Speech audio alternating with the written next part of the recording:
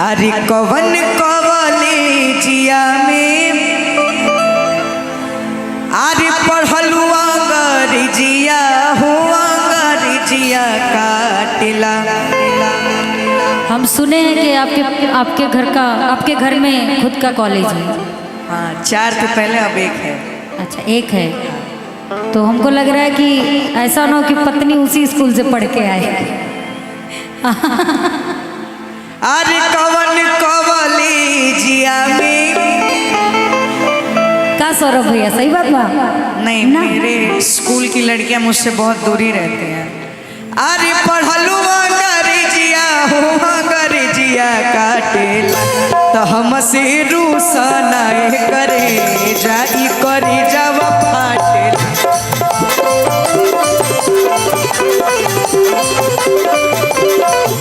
तो हमसे रूसन करे जाई करे जब फाटेला।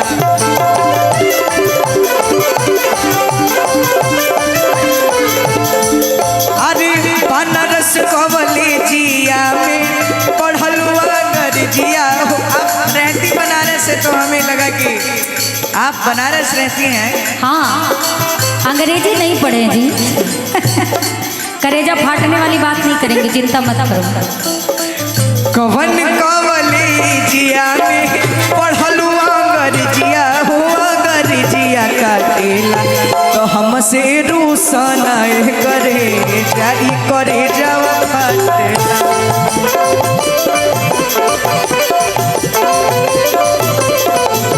हम क्या बोले थे, चलते रहो भैया, तो स्केल बड़ा नीचे हो गया हमारे लिए।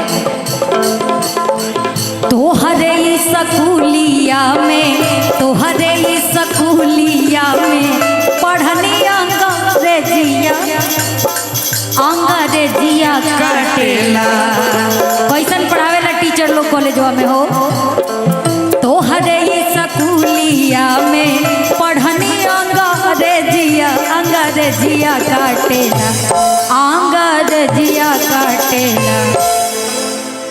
तब एकरे पहले का कॉल रहना हमसे बिना मतलब के जवन लड़े मेहर। हाँ और अंग्रेजिया काटेला। तोरा क्या अंग्रेजी काटेला हमार? यस सही बात बा। कभी बोलते हुए सुने नहीं है तो कभी बोलते हुए तो फिर कैसे काटे लगल बच्ची तोरा के? वही तो सोचने वाली बात है। अरे तोहरे स्कूलिया में पढ़नी अंग्रेजिया काटेला। बोलेला जौहरनिया न बोली ऐसे करे जवा फटेला।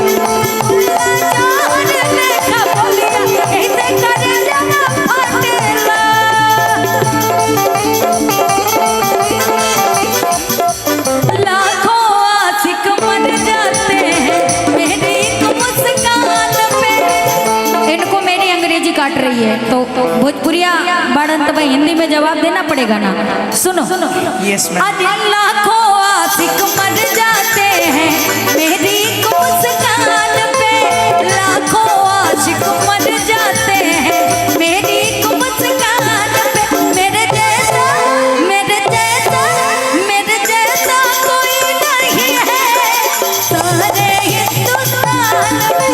मेरे जैसा कोई नहीं है यूपी और बिहार में। तू ही बाड़ू घर के मला किनिया मोर सार के बहिनिया मोर सार के बहिनिया नु तो तहरे नाम कर देबो। बनारस में जमीन ले ले पापा तो इसलिए बोल सकते हैं। लिए हो? हाँ पक्का।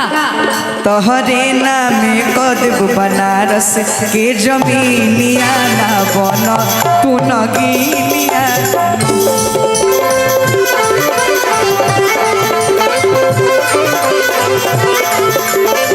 लेकिन